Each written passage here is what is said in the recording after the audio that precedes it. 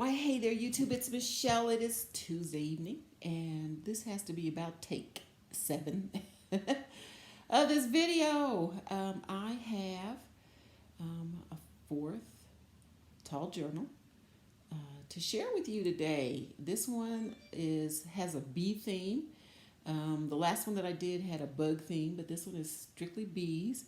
As you can see, there are some bees floating around on the corners here. Some bee charm that I have. All right, Michelle. Anyhow, let's show the journal. I've again tried videoing this several times. That's what's been fun about not only using a brown bag and recycling the brown bag to make these tall journals, but also it just never ceases to amaze me what ModPodge and tissue or a napkin can do to a brown paper bag. I mean, it looks like leather. It feels like leather. Super durable. Anyway, I just love it. And it's always fun just to see how they come out.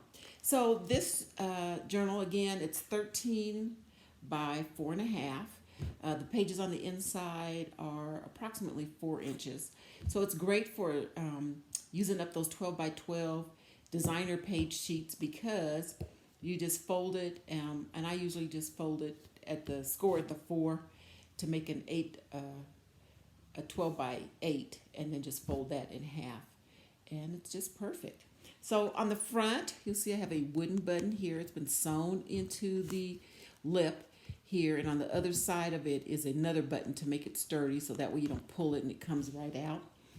This one has been done, it's tied with, it's a cross between a string and a twine, but I just love the neutral kind of taupey brown color of this. And that's also what I use to pamphlet stitch in the, it's a 15 sheets, which comes out to 60 side journal that's held within. So let's get to looking.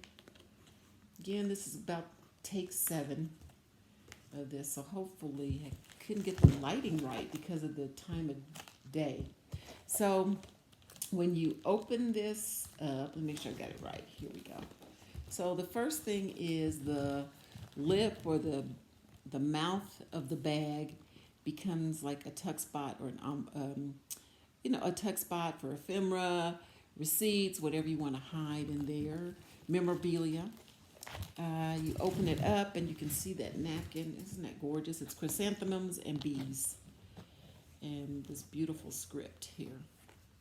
So we got a piece of the lead page is a piece of the Tim Holtz Wallflower, and I've got a cute little collage here, the honeycomb and some of the tissue, a bee, and the seal at the bottom was for some queen bee soap. It was a sandalwood soap that I found at the Asian market. And honestly, y'all, okay, I love sandalwood. I love wood smells, woodsy smells, patchouli, all of those. But this bee stamp, yes. Did I buy the soap because of the bee stamp? And I knew I could use it in journals. Whew, we junk journalers are crazy.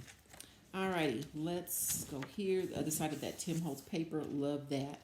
This was a piece of deli paper somewhere, and I got a sandwich, and they wrapped it in this cute, like it's a newspaper print tissue, and I said, ooh, got some extra sheets.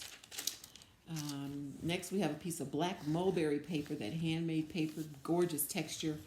On it is a book page pocket that has the napkin, which has been decoupaged on it, or ModPodged on, and you can see that. And just tucked inside is some bee ephemera. And y'all, there are gazillions of digi collections out there. If all you have to do is just say, go to Etsy, say digi, bee digis, and all these different collections come up. So you can pick one of your choice to put your little ephemera. Here's the back side of that. Mulberry paper, left it plain because I love how a gel pen writes on this paper. It's just gorgeous. This is one of Tim Holtz 8x8s, just folded in half. Got a bee stamp in the center, a piece of gold vellum here. This is a tall ledger sheet of paper. I'm not sure what notebook I got this out of, but it's like an 11 and a half or so. I guess it's a 12 by some odd size, and I just border punched it. Obviously, distressed the edges, stenciled some honeycombs, and stamped some bees on it on both sides. This is one of my coffee filter pockets. Here, this is the Big's tattered floral die, and I've taken coffee filters and cut that, and then there's some French knots in the center. We've got another one of those bees there, and some more bee ephemera just stuck in the pocket. You can see that the coffee staining on that turned out really cool. And then I'm pulling this back so that you can see, this is one of Denise's at a tattered dream, one of her bags. And if you look here, the offcuts, because when you use a 12 by 12, since you're only using 12 by 8, that gives you a 4-inch piece left over. Is great for making tall tags. And honestly, because the paper is so phenomenal, didn't have to do much, but just border punched it at the top. There, so that goes in there.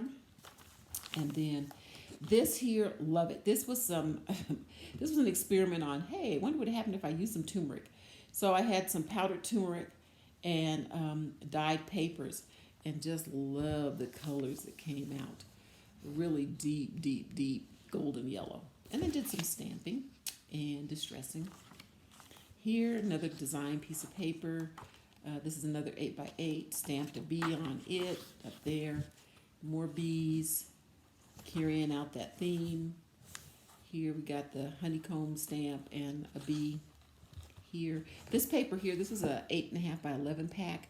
They said vintage ledgers, sheets, or papers, and so all of them have these fun edges on them, so you don't have to even do anything. Like they're not necessarily straight all the way across, but love that.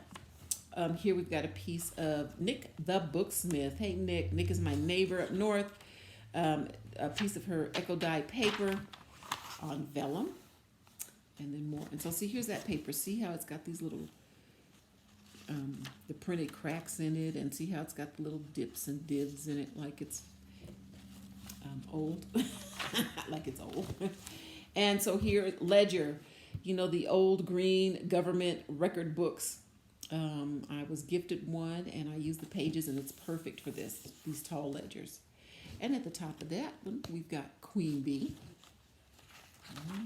Here, back side of that.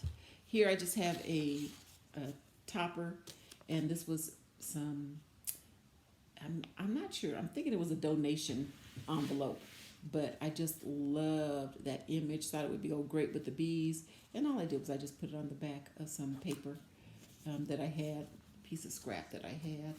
So there's that. Here's the center of the signature, and I just tied it here. Again, it's not going nowhere. This stuff is really, it's really strong. And so there's that. And that's just going on the other side. Again, stamping, distressing, more bees, more of that fun paper.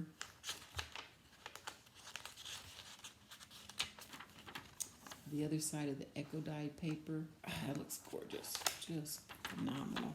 That coloring. Woo! Here.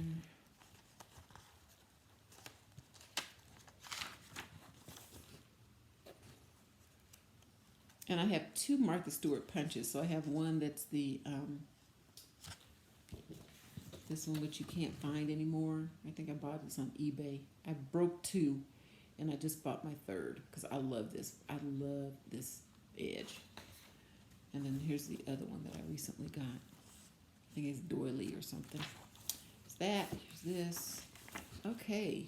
Here is another small collage with the bee on it. Backside of that turmeric paper. That coloring is just so cool. Here is another pocket. This one doesn't have a flower on it, but just a place for some more ephemera. And another tall tag.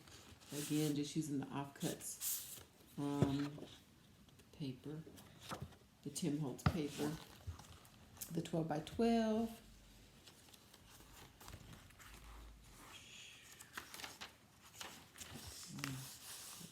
Plain ledger treasure, the vellum, another V. I really like that stamp. It comes out really great. And then this is cool. This was a one of the digis, and I printed it on vellum, on a vellum baggie. And so here, let's see if you can see it. It's definitely with the white inside, but the print, it just came out so pretty. Isn't that cool? How it printed on the vellum baggie. So anyway, mulberry paper. Here's a full sheet of the ditch. I just couldn't bear cutting it, so I just put the full side on that. And here we have a side tag here. And this is so funny. This was the envelope that this came in. So I just cut the window and made a tuck spot here. And this was in the magazine, just a kind of little floral, spring floral scene. So I made that a little side tuck spot here. And back of the journal. And then in the back of this, I have a bag. Yes, it was a sandwich bag. And it had all these choices, you know, do you want some cheese? Do you want some mayo and all that? But I covered it up with a piece of the vellum wallflower paper. And then the other side of that tag, this was the sheet of paper. So it was a magazine page. And I just thought that looked so pretty. And the bees would feel at home. So I made a tall tag out of that. And that goes back in the bag, which it's not going to do right now for me, I know. But it opens up. So it's gusseted, so you know you could tuck a lot of stuff in there. Plus it's a junk journal, so I think it's just cool being able to see that it really was something that I had picked up. So anyway, y'all, this is number 4. I'm loving these. I think my next one's going to be more of a Frenchy, romantic-y type style, using some design paper. So there we are. And here it stands. Thanks so much. I hope everybody's having a great day, and we'll see you soon. Bye.